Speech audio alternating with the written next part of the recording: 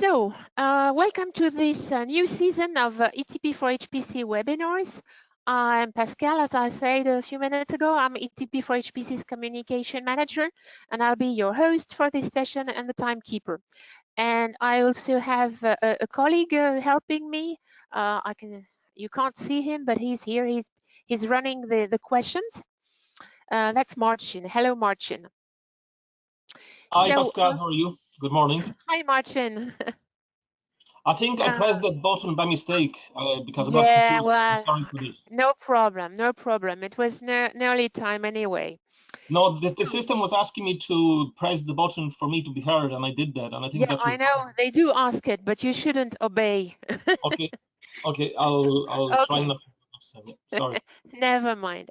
Okay, so for those of you who are not familiar with ETP4HPC, ETP4HPC is a non-profit association that promotes European research and innovation in high-performance computing.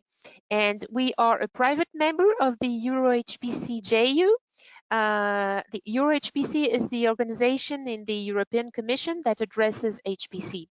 And so our mission is to propose research priorities for Europe in the areas of HPC, of course. So that means areas, research areas that should be funded. A couple of housekeeping information before we start. This webinar is in listen-only mode for you attendees. The webinar is recorded, as I largely talked about this before, and you will receive the link to the recording later today. So to all attendees, or on your computer desktop, you should see on the right-hand side the GoToWebinar control panel, and you can use it to ask questions or to send your remarks in the question pane. So you can submit your questions at any time during the presentation. Marcin here will answer if he can, or he will forward your questions to the presenters. And even if we don't have time to answer during the session, we keep a record of all questions, and we'll make sure you get an answer. And we'll have a global Q&A session at the end of the webinar. Also, you can download handouts. There is a handout section on the right of your screen. And today's handouts include the presentation, the slides in PDF. I have also put some 2 issues of HiPEAC magazine where you can find more information about the projects we will talk about later. And I have also added some documents that Marc Duranton will refer to later. So today we have invited HiPEAC. That's going to be the main focus of our webinar. HiPEAC is a project we've been collaborating with for a long time, and we are very happy to welcome Koen de Bocher, who is the coordinator of the project. He will introduce HiPEAC, and then we'll have Marc Duranton, also from HiPEAC and from CA, who will detail the collaboration between ETP4HPC and HiPEAC. And after that, we'll look at 2 projects that are part of the HiPEAC ecosystem and that we think are also interesting for our HPC ecosystem. That's Tabasco and Countdown. But as usual, we will start by welcoming 2 members who recently joined ETP4HPC. So we have Aaron Sowry from Sendio and Christopher Huggins from Dell Technologies. So welcome, Aaron, welcome, Christopher. And Aaron, the floor is yours. Aaron, very important point. Aaron is talking from very, very far away. He's based in New Zealand, imagine. We are a European association, but we have a very far reach. So, Aaron, your turn. Yeah, thank you, Pascal. I will disconnect the webcams for the other speakers, please. Okay. So yeah, as you mentioned, I am joining from New Zealand this evening, which makes it 9:05 on a Friday evening here. But Sendio is actually a Swedish company based in Sweden. because of the time difference, I probably won't stick around for the Q&A at the end, but as Pascal mentioned, there is a handout with the slides available if anybody has any questions, and those slides will have my email address in them, as you can see there, so I'm happy to take any questions. So yeah, just briefly, Sendio is a 28-year-old business. ThinLink is a 17-year-old product. I'm a 38-year-old man, and I've given 5 minutes to talk about all three, so we better get started. I joined Sendio in 2008 as a developer for the product that Sendio develops called ThinLink, which is a Linux-based remote desktop server. Currently, I work as a technical pre-sales consultant and systems engineer with the same product, and I've been based in New Zealand since 2015.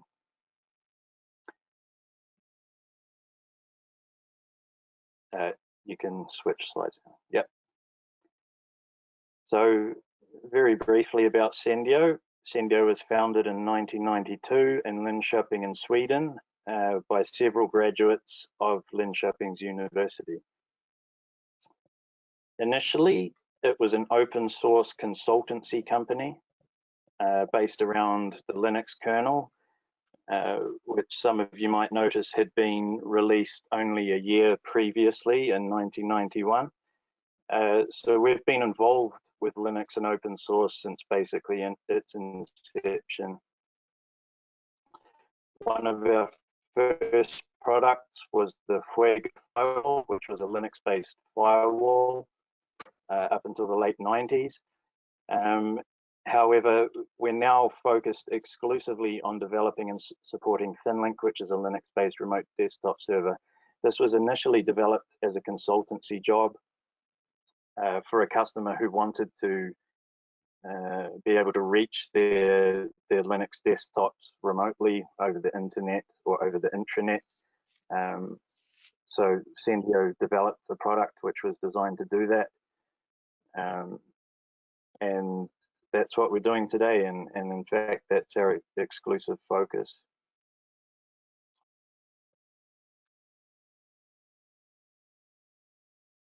Next slide, please.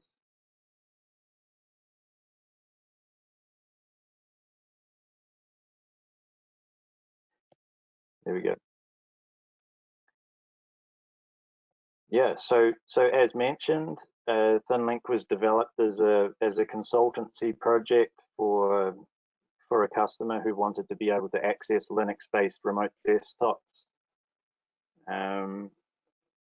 We did it, they loved it, and the project just grew and grew. And it got to the point in 2003 where it was popular enough. It was the long-awaited year of the Linux desktop or something like that. But Sendio decided to make the first official release of ThinLink in 2003. And what that means is that today we have a very mature, stable product with 17 years of testing, research, and development behind it. There's not a lot of products out there that can actually boast that, and very few that can boast that in terms of accessing remote desktops. So we like to think we're pretty good at it. And that's all we focus on at the moment. So Sendio develops ThinLink, that's our flagship product. And why are we joining ETP4HPC as an organization? Well, the story behind that is that over the past few years, we've noticed a lot of demand from the HPC sector, and this is all over the world, primarily Europe, as I was explaining to Christopher before, primarily Europe and the States, but we're also seeing interest from other areas in the world as well. And this is something that took us quite by surprise.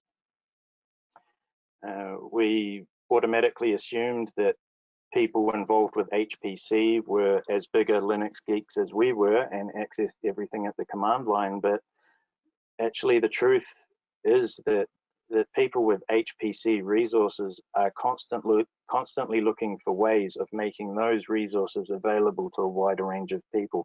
And those people that need access to those resources aren't always technical users, at least not technical in a computing sense. So to be able to provide those users with a familiar environment, with a desktop environment, with a desktop paradigm where they have all the tools available to them and everything set up, they can connect from any device, from anywhere with an internet connection. It really expands the usage of these systems, and that's something that we're proud to be a part of. We find that ThinLink, because of our Linux and open source roots, has a bit of an affinity with the HPC sector, which makes big use of both Linux and open source. And yeah, it's something that we really want to foster and be a part of. So is looking forward to that. Thank you, Aaron. So if any of you has questions for Aaron, if you're interested in their ThinLink product, please use the question panel. Marcin is waiting for your questions. And as I said, we'll have the global Q&A session at the end. Thank you, Aaron. Good evening. Thank you very much. Cheers. So we are now going to have Christopher Huggins from Dell Technologies. Same question to you, Christopher. Can you tell us about you and about your organization? Thank you, Pascal. Hello, everyone. Pascal, you can go straight to the next slide, if it's okay. All right.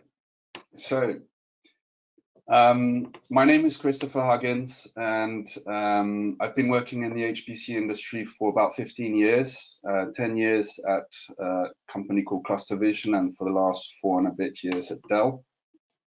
My mother is German. My father is half English, half Irish. I was born and raised in France. I studied in the UK. I lived and worked in Italy. You didn't see it, but I have a Spanish water dog who's desperately trying to get into my office here today. But the door is shut. And my wife is Dutch, so I'm living in the Netherlands with my 2 Dutch children. And so because of all this, I consider myself more as a European than of a specific nationality. And it's really an important milestone for me, but I believe also for Dell as a whole today for us to become full members of ETP4HPC. It's been something that we've been preparing for a while. So yeah, next slide, please.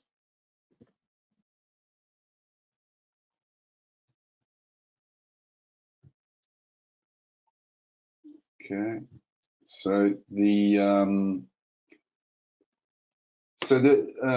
what does Dell Technologies mean for ETP4HPC? So the most important is that you can call upon a large team of experts. You know, we have over 100 HPC and AI application engineers, system architects, and general HPC and AI experts, free of charge at any time, in order to advance on European collaboration initiatives together.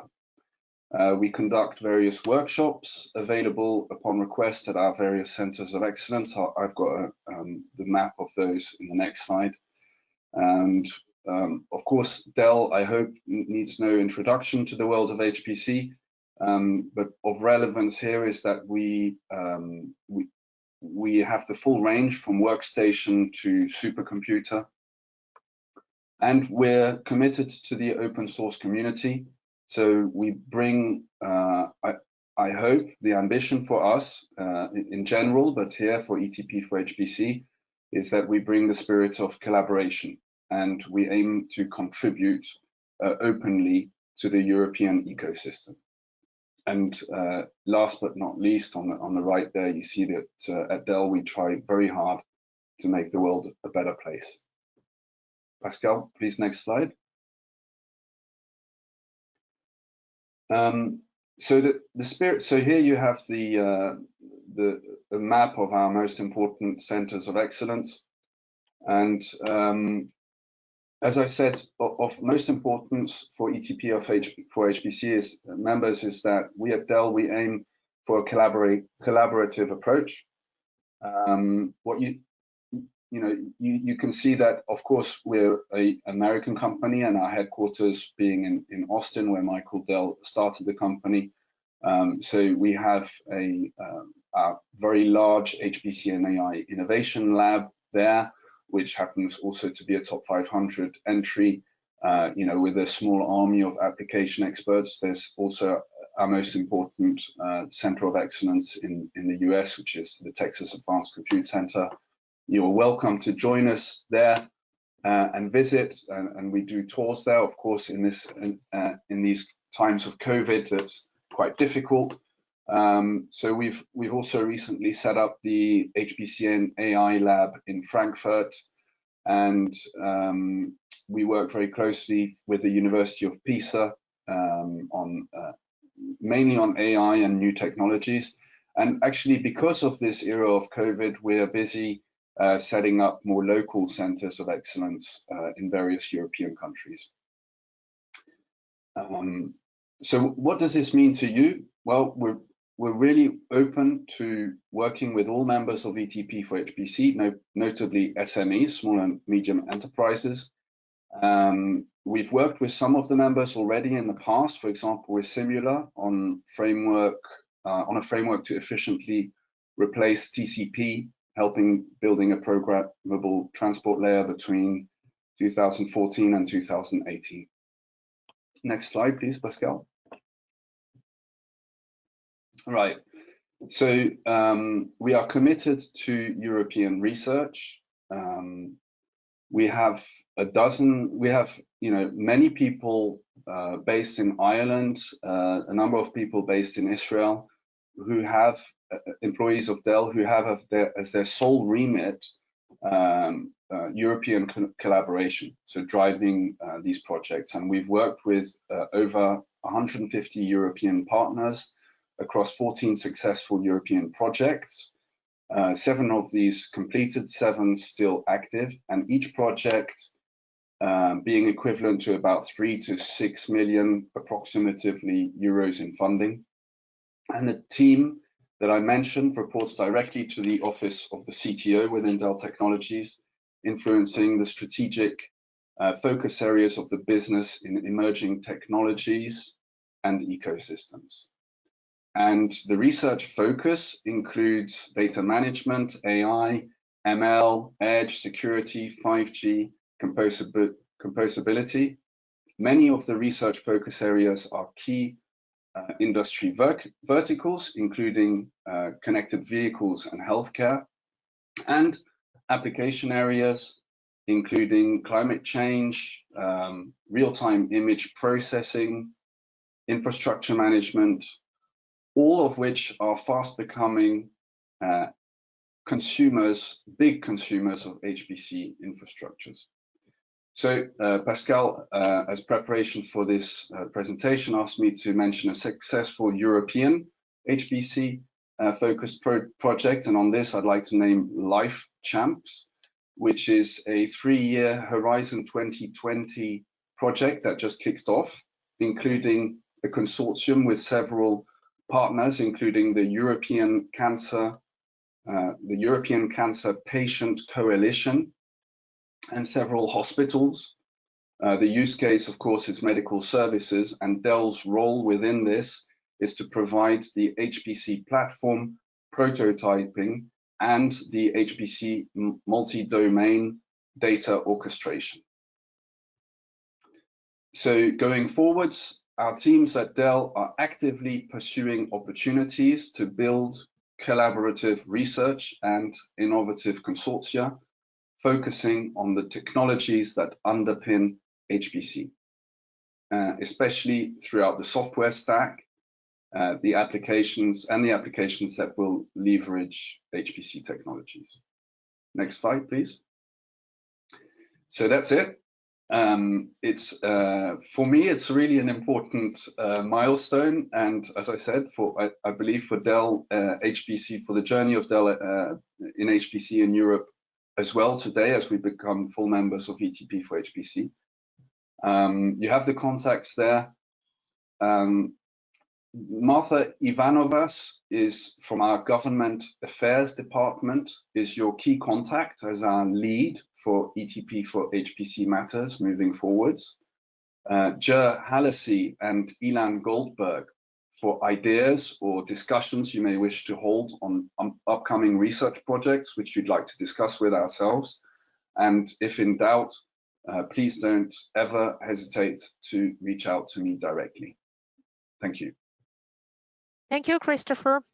So once again, if you have questions for Christopher, please use the question pane. And we will now move on to our focus topic today, which is HiPEAC.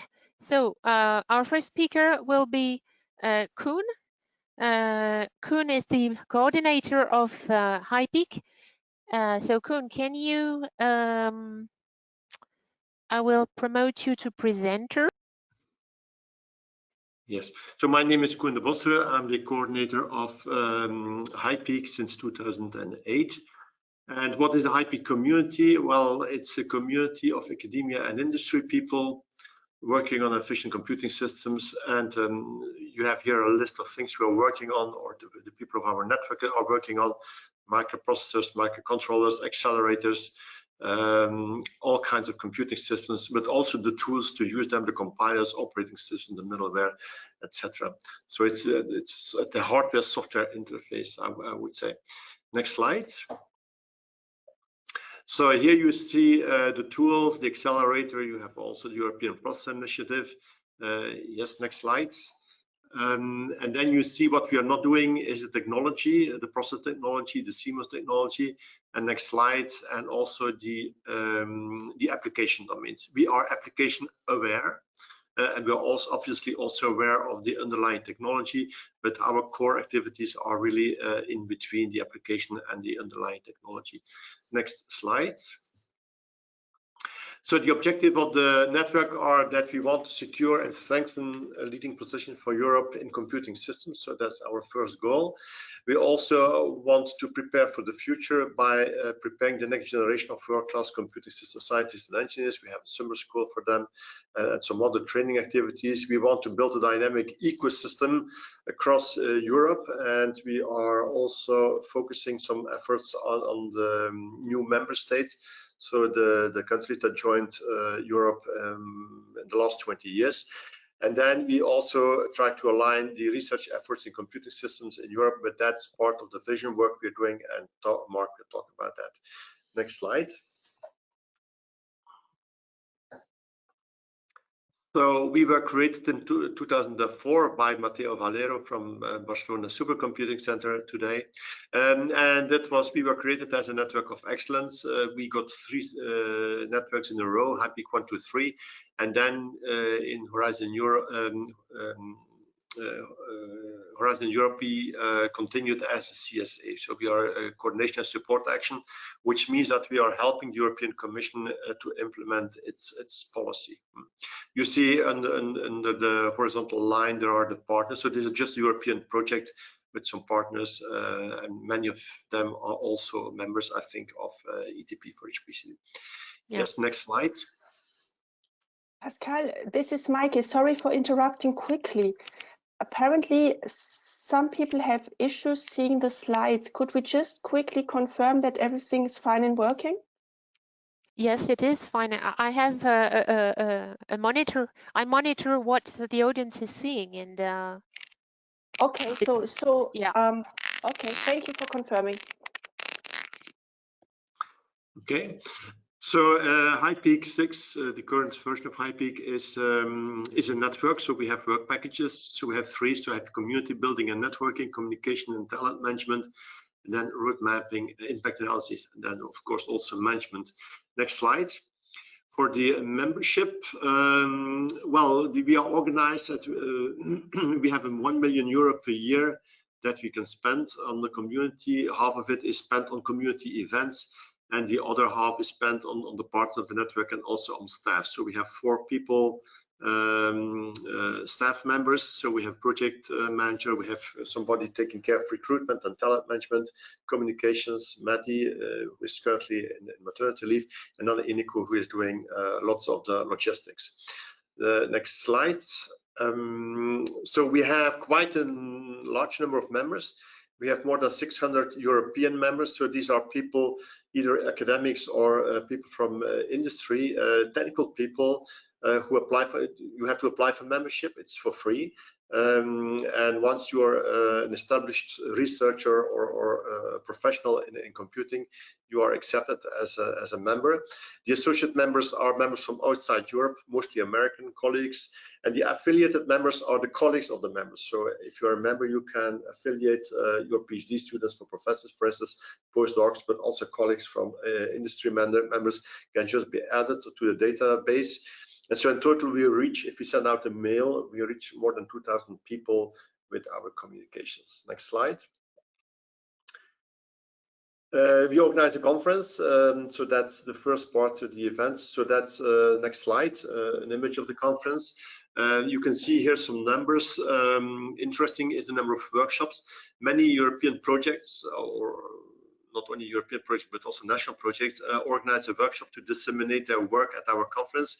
Also tutorials where people who design tools come and explain how the tools are working and try to convince people to use it. You can also see that the number of participants to the conference is above 500, systematically even more than 600 last year when it was organized by Andrea, who is also in the meeting. So that's the conference. It's one of the biggest events. It's the biggest event that we are organizing every year in January. Next slide. At the conference, we try to do this professionally. So we have a camera crew, we do interviews. You can see Eve sitting there at the table next to me. So the people of Excel are at the conference. Next slide.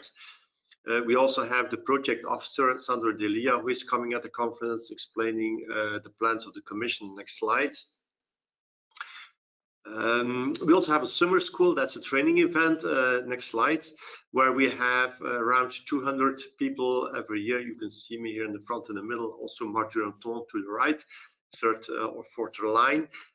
So that's an event that has been organized 15 times and where we bring together 200 researchers from industry and students for a whole week with teachers from all over the world, the best of in their kind in particular topics, to update us on the latest in our domain. Next slide.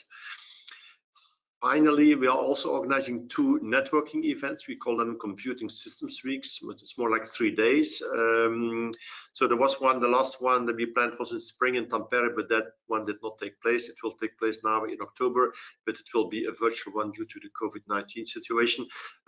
This event attracts something like 200 people. These are informal gatherings of the network, where people can organize events, workshops, they can disseminate, they can also have project meetings.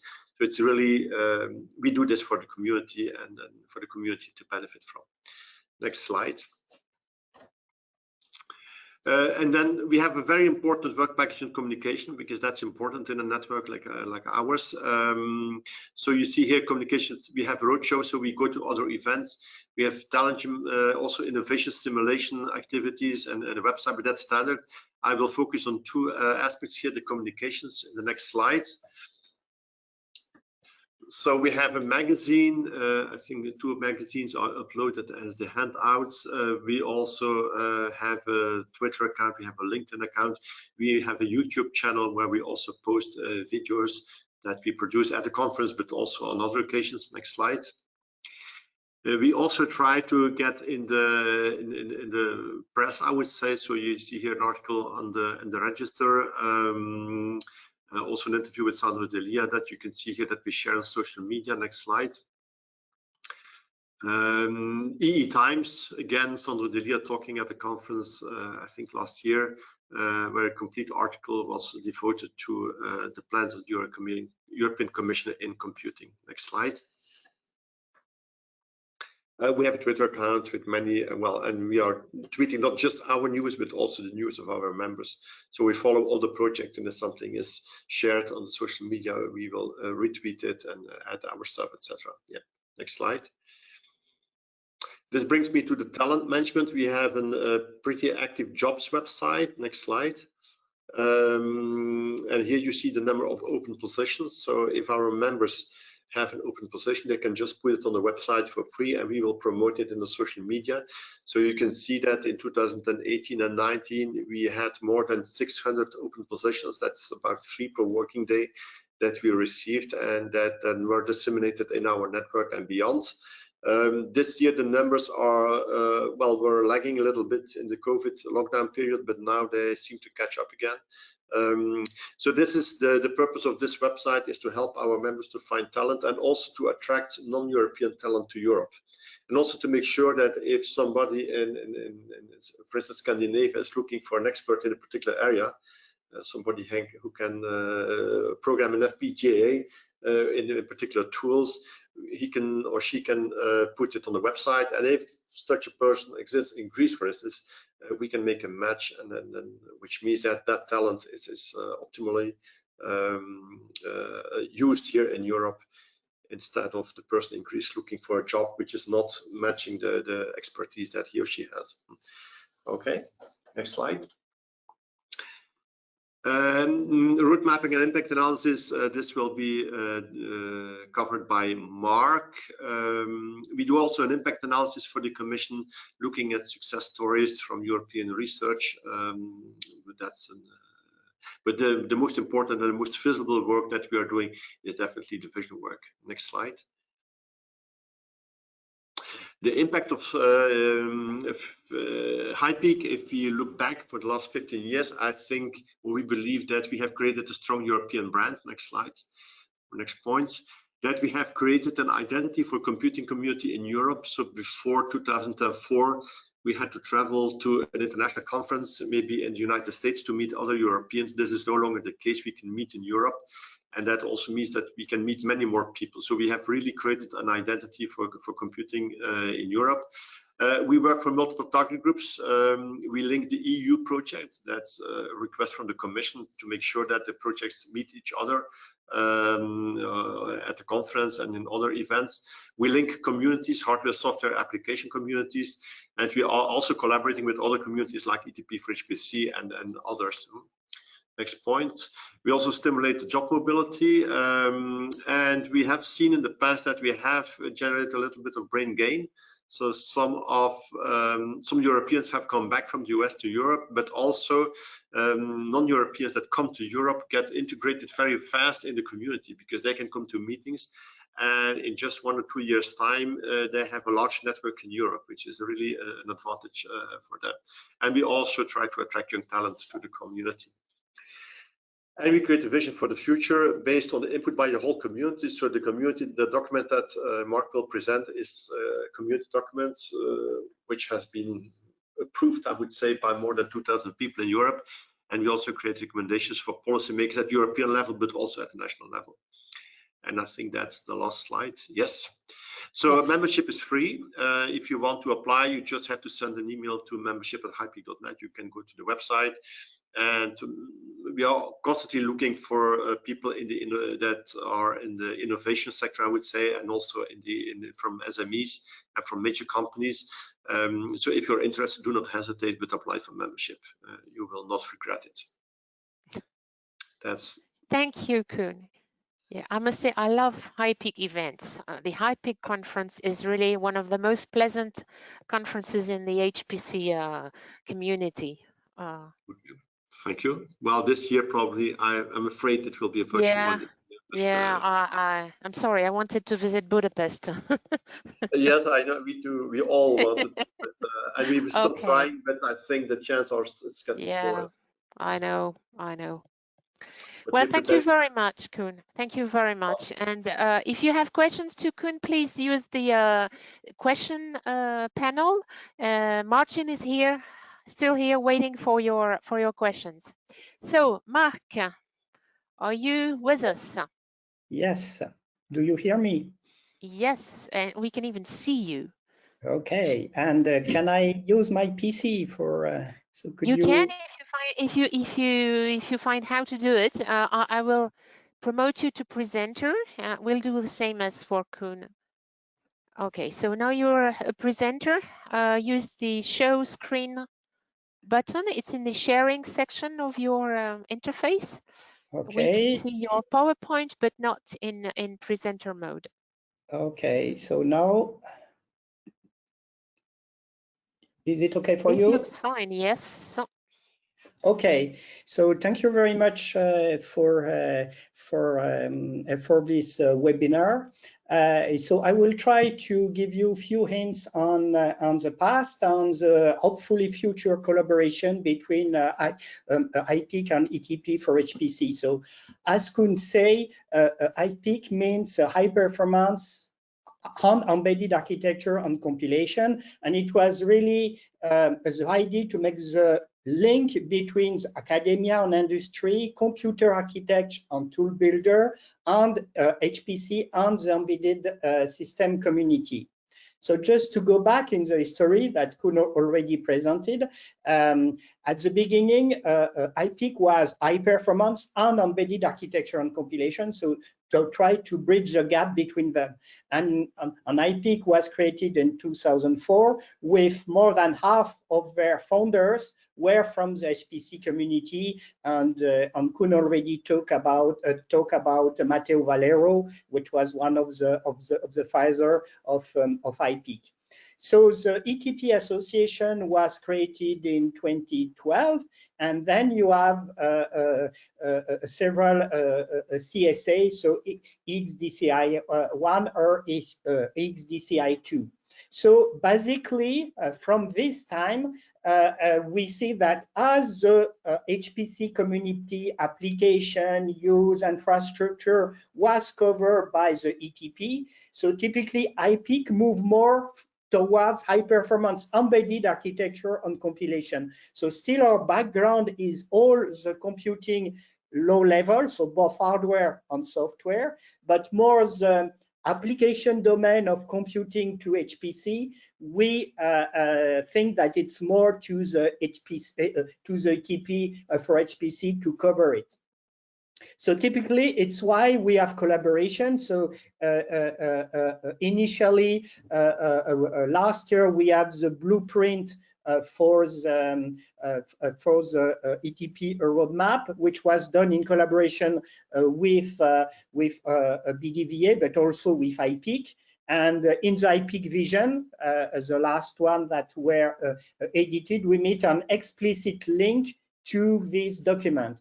And of course, for the new ETP4HPC SRA, that I think that was also in the shared document that you could access. We have some link mainly on the computing part. So I was part also of the ETP roadmap, and we synchronize also this with the HiPEAC vision. So we have a lot of exchanges. As it was said, ETP participate to the HiPEAC event, to the HiPEAC conference. We even have a workshop together, not this year, unfortunately, but before ISC. So we had one workshop together. Of course, we have common member here, so we participate to each other events. So there are already a link and some merging between the two communities, which are quite complementary in the application, in the sense that HiPEAC is more the computing infrastructure, and the ETP is more on the HPC, but also rely on some computer infrastructure. So one point which is also could be of some interest for the ETP people is action that we do in the HiPEAC vision. So the HiPEAC vision is a document which is used for us to drive the computing community, so the European computing community, but it's also used by the committee, by the Commission to promote some project call or some project proposal.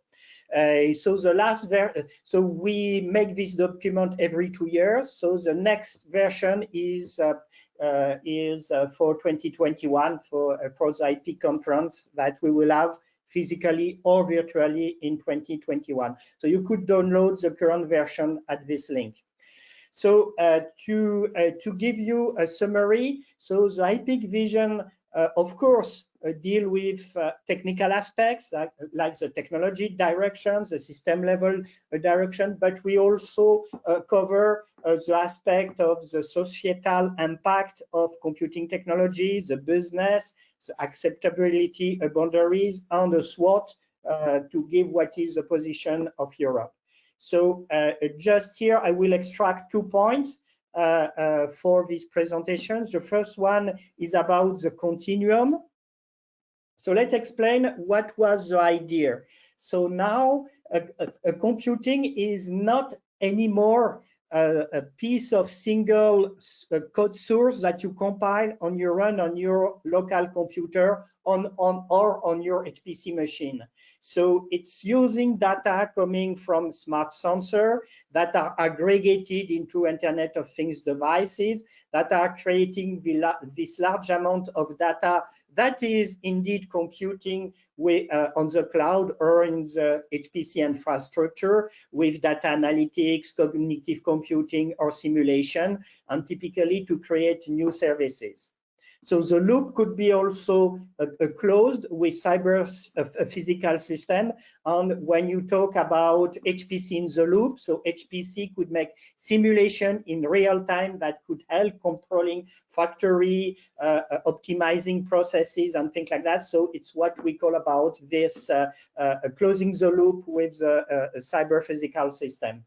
So the idea that were promoted by HiPEAC for quite a long time is that we need to process data and to extract what is useful, that to say information, as soon as possible for several reasons, and mainly a reason of cost of communication, but also of privacy and things like that. So it's moving what could be done as early as possible. So it's all the keywords that you could hear now about edge intelligence, and it's really transforming data into what is relevant information where it is the most efficient. And clearly it's not moving everything to the edge, which will not be feasible, but it's clearly having a collaboration and a true collaboration between what could be done at the edge, what could be done in the middle, let's say the cloud, and what could be done in the HPC. So it's why we call it creating a continuum. So we started this idea in 2015.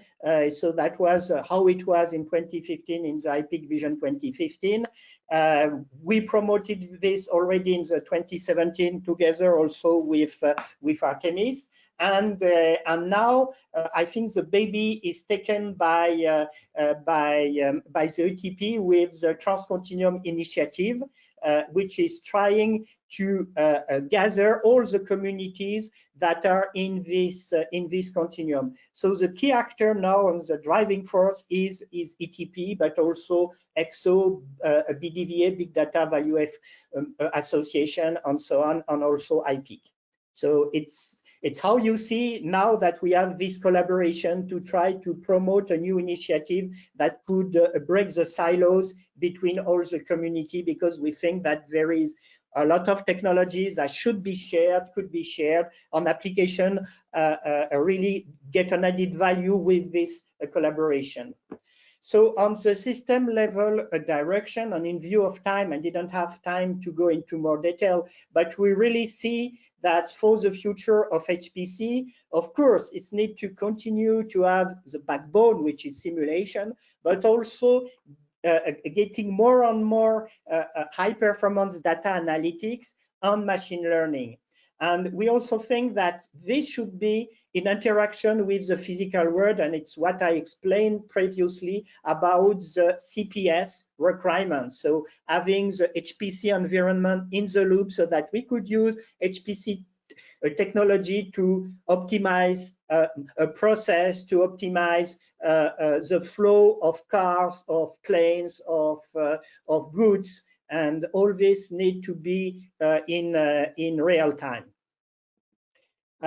So the last point I wanted to give you is a little bit high-level idea about the technical direction that we are seeing, and you see it's not really innovation. You already see this in your HPC environment. So we see the evolution of the computing, which was in the past mainly monocore architecture, single thread performance, to many core architecture, so moving to a compiling on a fast machine to go and to adapt your application to take care of the high parallelism that are done with the computing infrastructure. So now, for reason of efficiency, we are moving to add more heterogeneity, adding more accelerator, so GPU and perhaps something for neural network like the TPU from Google that could also end up in HPC machine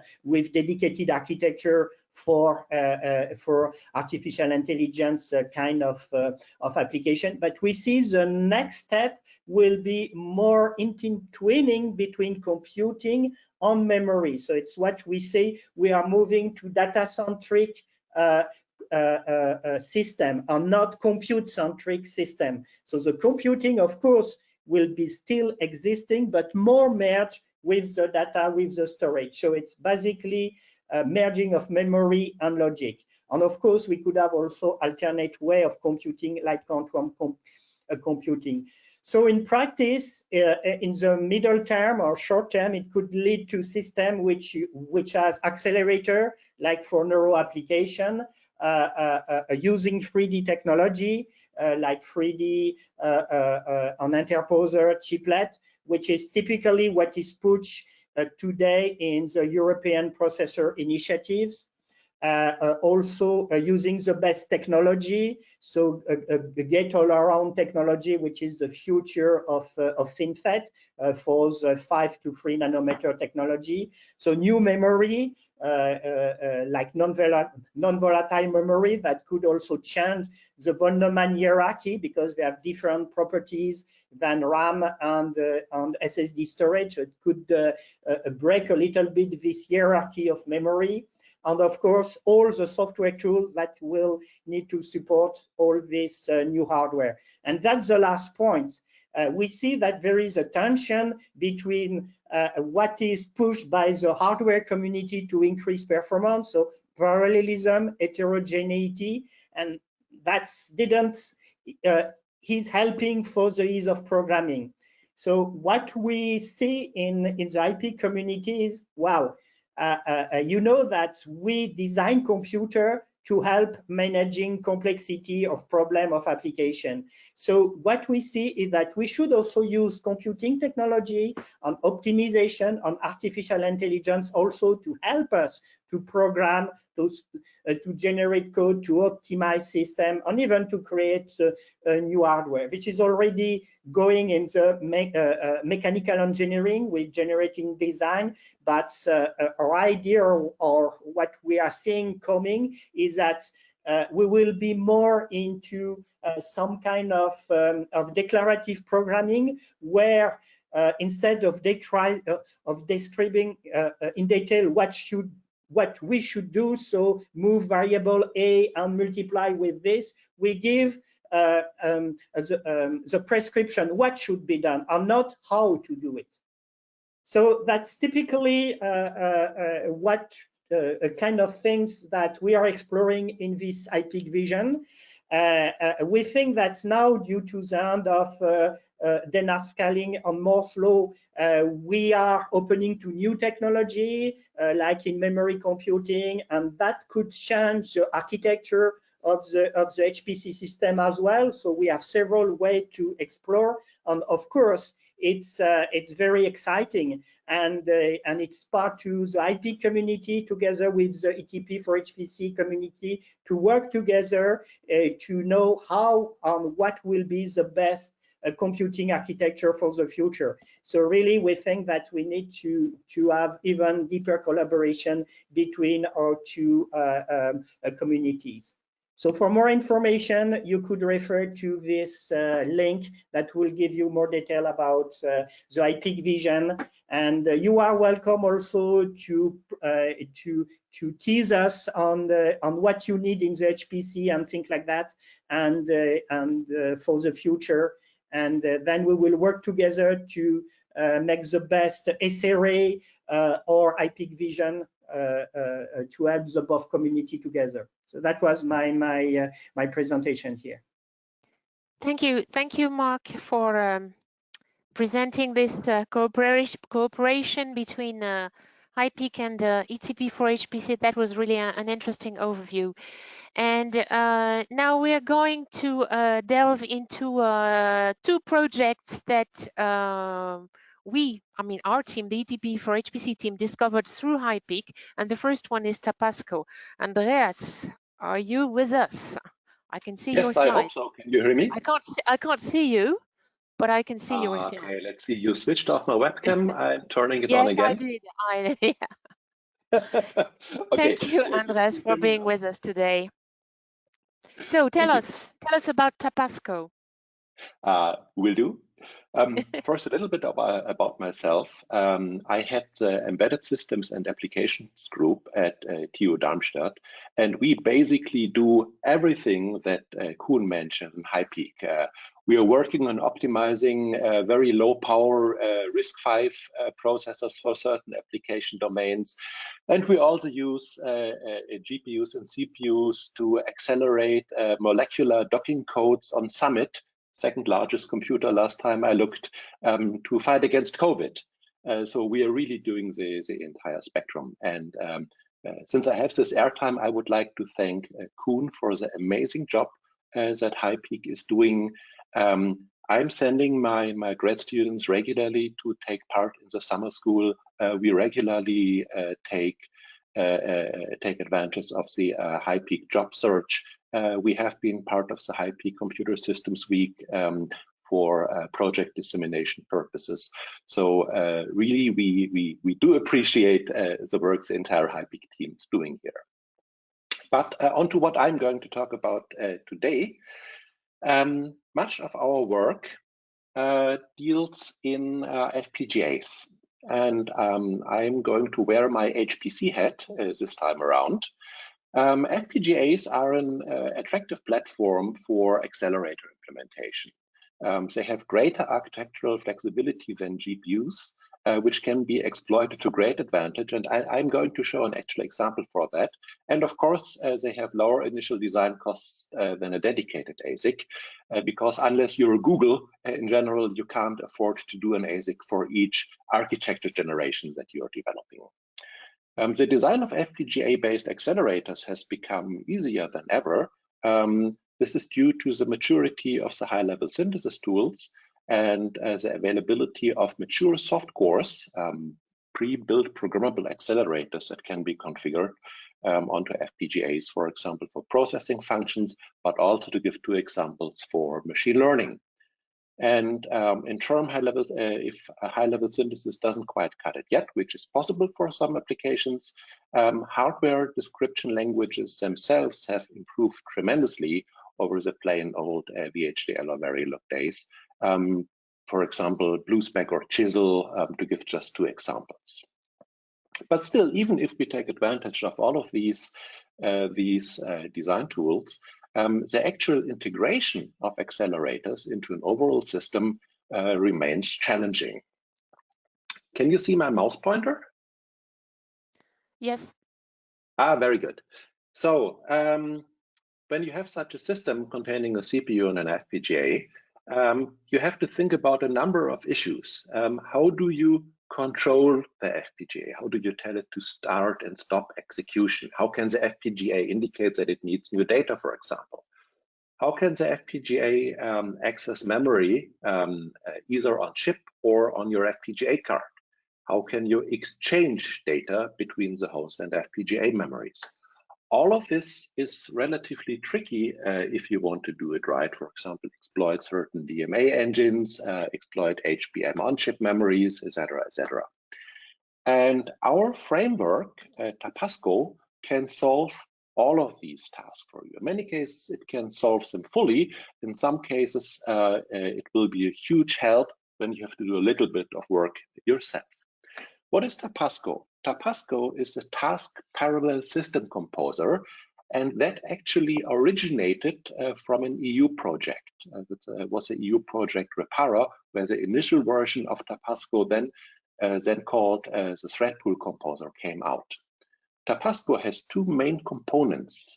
First, it has a tool flow which allows you to create complete FPGA system on chip designs from user-provided IP cores, or integrate high-level synthesis, so you're able to integrate C descriptions for accelerator generation into the SoC composition. Then, in addition to this tool flow support, we have a software runtime.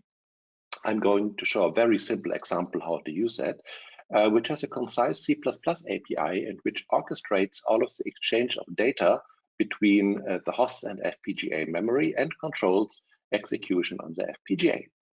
So let's look at the first part. Let's look at the tool flow. So what do we have here? We have the ability to use high-level synthesis. So you can describe your accelerators in C or C++, or you can take existing IP blocks, for example, processor soft cores or machine learning accelerators. These get packaged up, handed to Tapasco, which will assemble a complete FPGA design for you.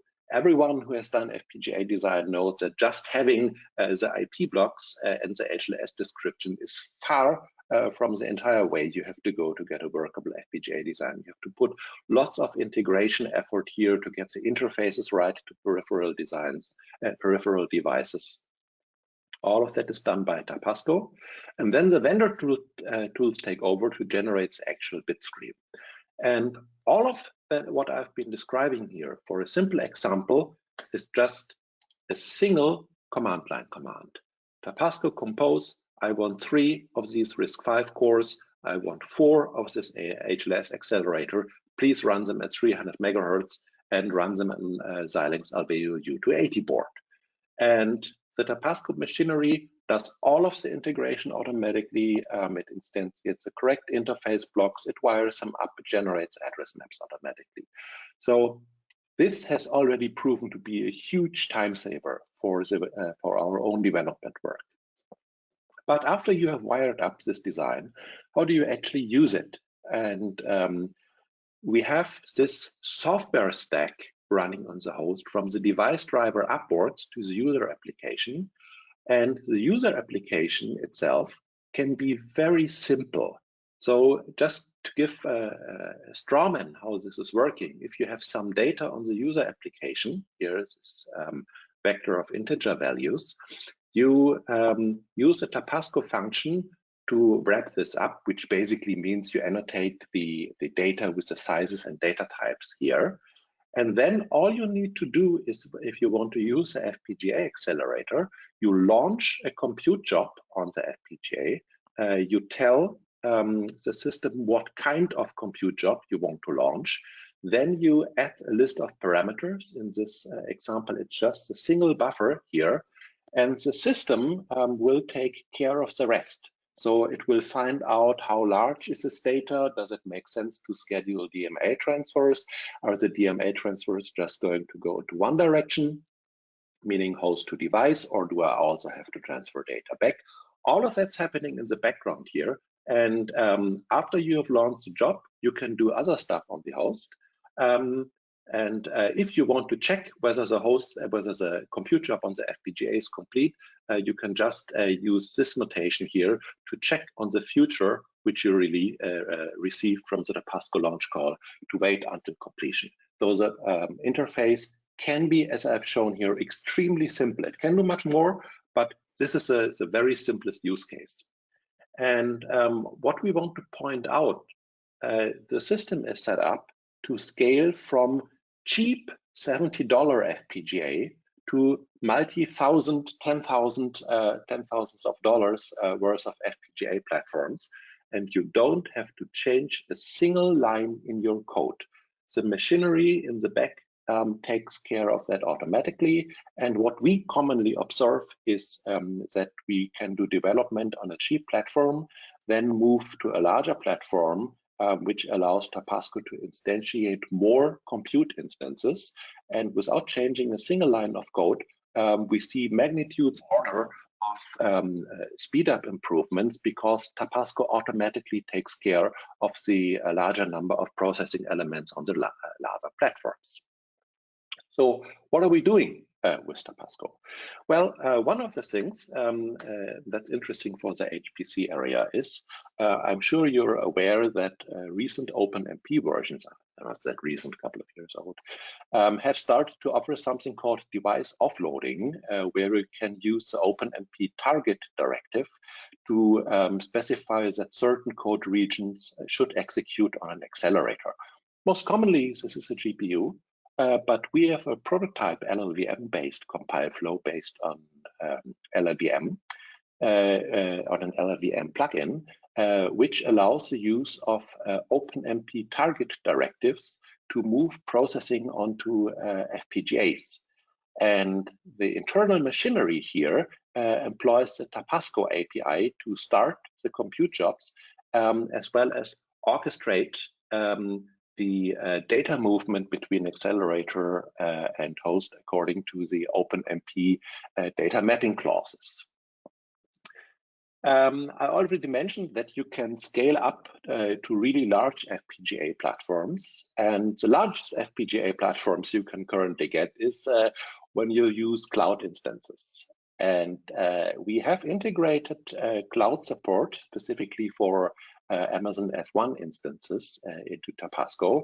And just to show you a practical example where FPGAs can beat GPUs, many cases they can't, but there are applications where the GPU microarchitectures don't work that well. Together with our machine learning wizards here in Darmstadt, we did work on something called sum product networks.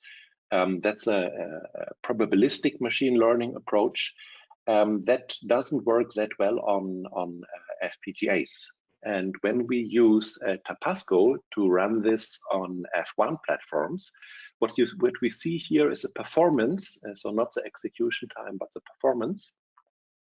We can get a lot of speed up by using the FPGA just as F1, even over very fast GPUs. And all of the development we could basically do using a $70 board at home, Xilinx Punk board, and just move the entire computation to F1 without any additional development effort. Tapasco does have access to the network. So you can have Tapasco processing elements connected via the SFP plus transceivers to 10 gig Ethernet, for example. We are working on 100 gig Ethernet. Prototypes are already running, but it's not in the current Tapasco distribution yet. And we are using that to implement intelligent switches, which can do in-network processing on databases. Just for an example, if you do a net join in a distributed database, you do a join operation over table distributed among multiple nodes, we have seen speedups of 7x using that approach, and that research is also Tapasco based. And to close, Tapasco is available on GitHub. It's completely free. It's an open source license. We have put a lot of effort into documenting this. There is lots of documentation. There are tutorial slides. There are tutorial recordings, which we taped for the tutorial at ARC 2019. So it should be easy to get into that. If you have any questions or comments on this, please do get in touch with me, either at the address given here or at the Tapasco support email address given on GitHub. Many thanks for your attention. Thank you very much, Andreas. So I will try to show my screen. Sorry.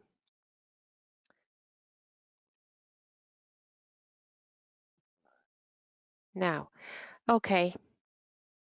Thank you very much, Andreas. This was very interesting. I'm sure everybody enjoyed this. Andrea, hello. Hello, can you It's your hear me? turn. Yes, we can hear you. Okay, so how do I present the slides? So can I have control or should I share my screen? Yes, I will give you here. You can share your screen now. And if you can't do it, I will run Can you see the the present. screen? Yes, we can see it. Okay, can you see the PowerPoint slides? Yes, the slideshow. Yeah. Okay, good, perfect. It's just So, fine. okay, that's good. So, good morning, everyone. So, I'm Andrea Bartolini from University of Bologna. And what I'm going to present you in the next 10 minutes is our project, which is called Countdown Slack, which is a runtime library for power management in HPC system, but large-scale HPC system. So this work has been done in collaboration with Cineca. So Countdown is an open source library which has been done by a PhD student here in Bologna, my team, and in Cineca. This is a kind of collaboration. So what we managed to do with Countdown is an example of collaboration which is enabled by HiPEAC, in a sense that we do have as university knowledge of algorithms and of the technology which is used in the supercomputing machines, whereas to prove and validate the technology, you need to have access to a really large-scale machine. So that's exactly what a network like HiPEAC can enable. So first, just a few words about the university where I am. So I live in Bologna. Bologna is a medium city in the northeast of Italy. And actually, last January, the city has hosted the HiPEAC conference. And so in Bologna is pretty famous for its food and to be a medieval city. We are proud to be the inventor of lasagna bolognese and other really good delicious. Oh God, it's lunchtime. Sorry about that. But, it's lunchtime. You make me hungry. So on top of that, it's also becoming a really central city for data centers in Italy. So we have in the city of Bologna, we have just outside the Cineca data center. We also have the INFN, High Energy Physics data center, which is a tier 0 data center in the CERN grid. And also the SMWF data center is moving towards in Bologna. And this is ongoing work for creating a data center of a capability of also 40 megawatts, between 40 to 60 megawatts of power, in which the Euro HPC exascale system, which has been granted to Cineca, is going to be hosted on the side of the ECMWF data center. And also in the same data center, we are going to also hosting the Italian exascale system. So this for Bologna is pretty large-scale computers are really important. And they're also important for me because I do live really close by to the city center, so pretty close to where the data centers are. And I'm afraid during summer to have to switch on the air conditioner because of the heat and power produced by the data center. So part of my research has been really focused to try to let the data centers consume less energy. And also for, as I told you, for personal reasons I'm really interested in. So the goal of the research is we have here a snapshot of the data centers in which we have a computing room made of several racks with also which consume powers. And when the system is in idle, you have a flow of power which is consumed by the electronics inside the data centers, which could be of few of let's say of the 10% of the total power of the entire data center when active. And when we run a large-scale application, which is usually parallelized through MPI, so a message passing interface runtimes and programming model, you have that your process runs of multiple cores distributed among the entire machines, and it consumes a pretty regular amount of power, both when the application is doing the actual work and also when the application is doing synchronizations between the processes and the tasks. So the idea of Countdown is of our project is to deliver just a press button library that can decrease the saving of the power consumption, can decrease the power consumption of the machine transparently to the user. And this by leveraging the slacks, so the moments in which the application is not doing really useful computation, but is waiting for data or it's waiting for synchronization. And the idea is of the Countdown project is to leverage the programming model runtimes and information, the additional information that you have on the application hidden inside the programming model. So doing an energy management, a power management, which is application aware, so aware of the computation. So the first idea that we had by working of Countdown was to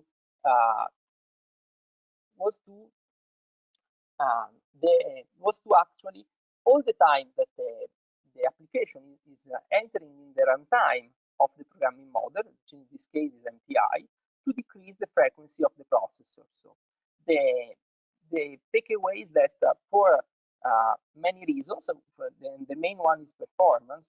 In the application runtimes, in the MPI runtime, you do busy waiting, so you do poll on a variable while waiting for communication. And the processor, so the CPU, is actually spin locking at the maximum speed, so is wasting power. And so the primary idea is to leverage the hardware of the CPU to reduce the frequency all the time that we were entering in an MPI runtime. And this can be done transparently to the user by leveraging some of the profiling interfaces that the programming model has, such as the PMPI in the case of the MPI programming model.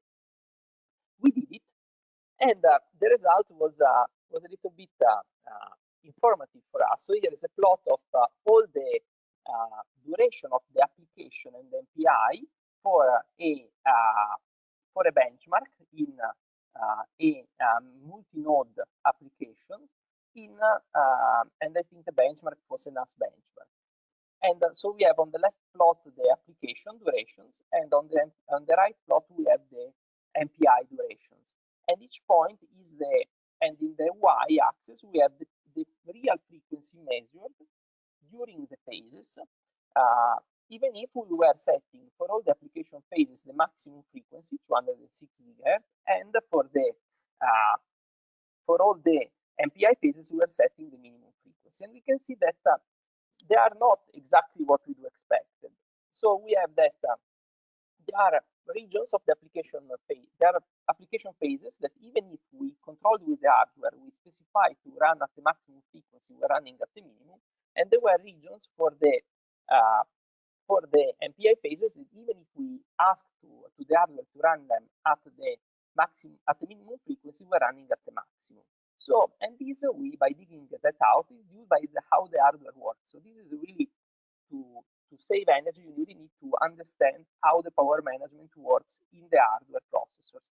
And the main reason why this was happening is that the hardware takes time to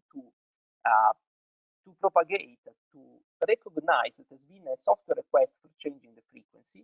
And in Intel hardware that was Haswell, but it's the same for Skylake architecture, it takes 500 microseconds for the internal logic of the power controller to sample the software requested frequency. So under these uncertainties of the fact that you are applying or not your frequency choices, it may happen that you have regions in which you run application at the lower frequency, so you degrade the performance of your application, and you run MPI regions at the maximum frequency, so you waste power.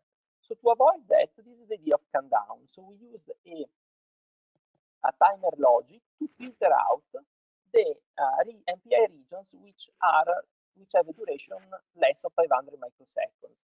And we use the settings related to the hardware timing of the power management logic.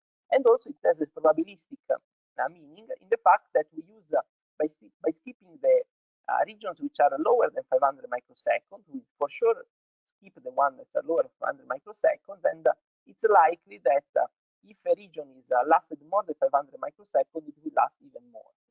And so we have a mechanism for which all the time that we enter an MPI library, we set a callback with a timer of 500 microseconds, and if the application, and if the program flow back from the MPI library in the application before 500 microseconds, the frequency is not changed, while if the MPI library lasts longer, then we set the lower frequency and then we restore it when we are back to application.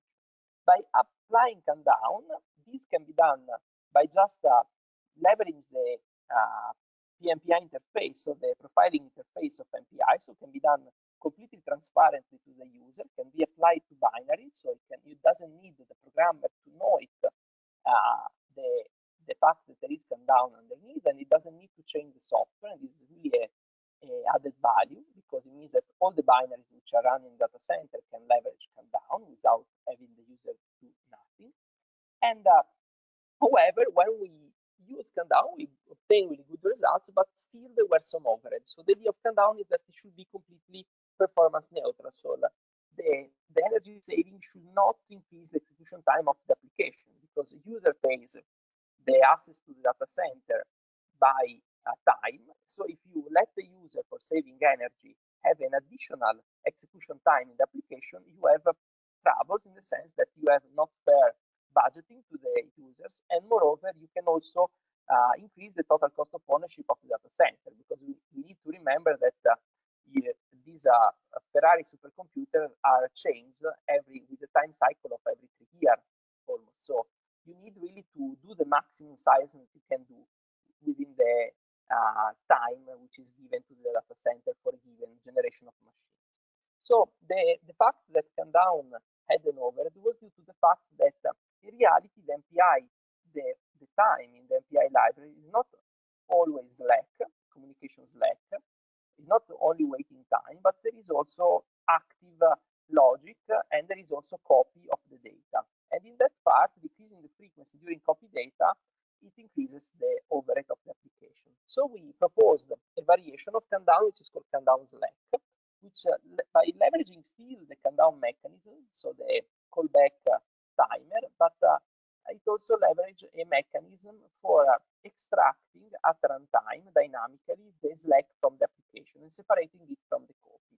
This is done by through the PMPI interface to this countdown library. We do inject fake synchronization, fake communication, so some fake MPI barrier before MPI communication. This is done even for blocking and non-blocking, so we do not change the flow of the application. We do not create variation in the application, so that the application is the same, but we let the slack be eaten by this fake barrier. So we enforce a synchronization before doing the communication.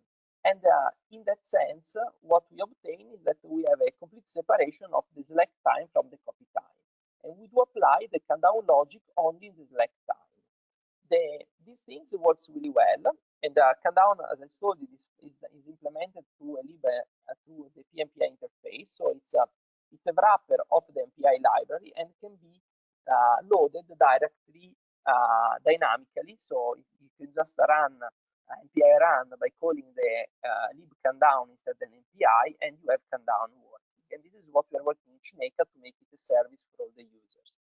And so these are the results. So the yellow bars are countdown, the blue bars are countdown slack, and these are NAS run on 25 nodes. We also have applied countdown to large HPC applications, such as also the quantum espresso, but also in different contexts, such as chemistry, quantum chemistry, and also molecular docking. And the results are really good. So with countdown, we were obtaining energy savings up to the 25% of the power consumption. So it means that we are saving of the 1/4, reducing to of 1/4 the power bill of the data center, and by having an overhead which was below the 5% in average, but in some cases it was high, so in terms of also 10% of the application. By using countdown slack, we do have a really improvement in the overhead, so we stay always below the 3% of overhead, with the savings which can go up to 10% of energy efficiency. And it must be said that countdown saves when slack is available. So if the application is completely balanced, you will not save anything, but you also will not decrease the performance of your application. But if you have communication imbalance, and this can also be generated by the network fluctuation, which is common in data centers, because you have multiple users which uses data centers, so you can have applications which competes with the network. So even if you program your application and you make it perfectly balanced, in reality you will add some slack. And Countdown can leverage it and transform it to energy saving, so saving the power bill. So here there is a small video Countdown in the Cineca data center. So in the top plot we have the frequencies of the cores. These are monitored lively with a holistic monitoring framework called Hexamon that we have developed at University of Bologna with Cineca. And you can see that when an application starts, you have the power consumption of the processor, which increases, and you have that all the cores runs at the maximum frequency, because the peculiarity of high performance computing is the fact that you always, in MPI programming, you always keep the processor busy, so you don't have idleness in the application. Then we run the same application now with Countdown enabled, and we start in a few moments, and we can see that the frequency of the processor are reduced, and of course here we have an average every 1 second. So, but Countdown is really moving from the maximum to the minimum in periods of 500 microseconds. So here you see the average, and you can see that if the application have an imbalance in the communication, you can see that the processors, which are the master cores in the critical path, they run at the maximum frequency, and the other, they have an average reduced frequency to save energy. And this does not increase the execution time. So it comes always everything for free. This was an application which was a Legion, and is an application that has been used in was done in the Antarex European project, and is used by the Cineca Dompé Polytechnic of Milano for fighting COVID. And in Cineca, they actually have discovered some, in the last months, with the exoskeleton project, some molecules for fighting COVID, thanks to these codes. And these are optimized with Countdown. They can be reduced the energy consumption of this application. So, in coming to the last slide, sorry for that. So, Countdown is an open, as I told you, is an open source software. We published 2 recent papers on TPDS and transaction on computers on Countdown, and is open source, and you can find it on the link I here show.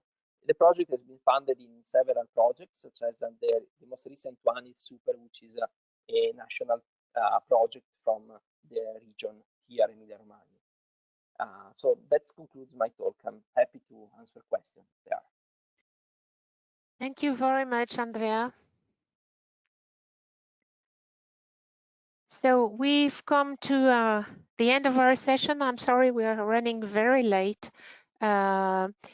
But if you have, a lot of our speakers are still with us, so if you have questions for them, Martin, did you receive questions? No, I didn't get any questions, so there's no questions this time. No? Oh, well, that's only a means pity. the presentations were very good, so there's no need to clarify anything. Yeah, okay. Well, anyway, the presentation, you can download the presentation where you have all the contact details for all presenters, and they will be the presentation will be on our website as well. So if you think of questions later, well, you'll have the contacts to ask them. And I hope this webinar will give you more ideas of collaborations between the various organizations that were present today. So I would like to thank all speakers. Thank you very much for being here today. I think it was we had very interesting presentations, really.